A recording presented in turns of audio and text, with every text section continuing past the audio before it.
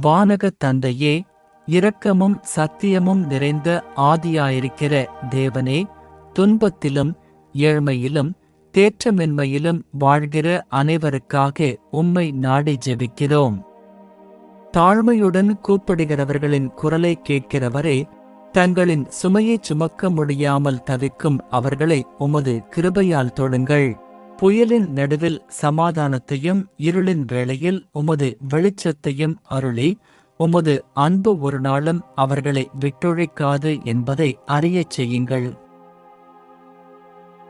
கர்த்தராய இயேசு கிறிஸ்துவே, கீழே விழுந்தவர்களை எழுப்பி காயப்பட்டவர்களை சுகப்படுத்தியவரே, உடலிலும் மனதிலும் வேதனையில் போராடுகிற பலகீனர்களை நினைவில் கொள்ளும்.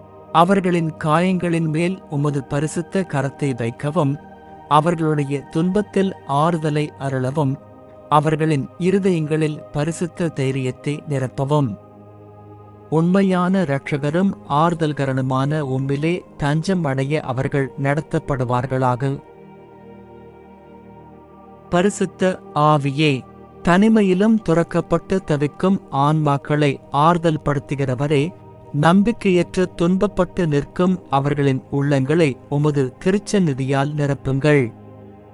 அவர்கள் தனியாக நடப்பவர்கள் அல்ல, ஒவ்வொரு போராட்டத்திலும் நீர் அவர்களுடன் இருக்கிறீர் என்பதை உணரச் செய்யுங்கள்.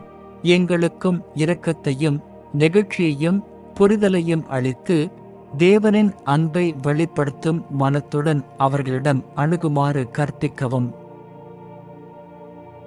நித்திய தேவனே, பலகீனர்களுக்கு அடைக்கலமாய், அநாதைகளுக்கு தந்தையாகவும், உமது நாமத்தை அழைக்கிறவர்களுக்கு உதவியாகவும் இருப்பதற்காக உமக்கு நன்றி செலுத்துகிறோம்.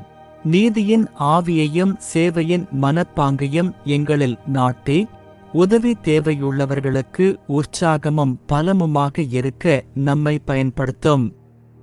கொடுக்கும் கைகளையும் அன்பு கொண்ட இதயங்களையும் உமது சித்தத்தை கூடுதல் படிகளையும் ஆசீர்வதிக்கவும்.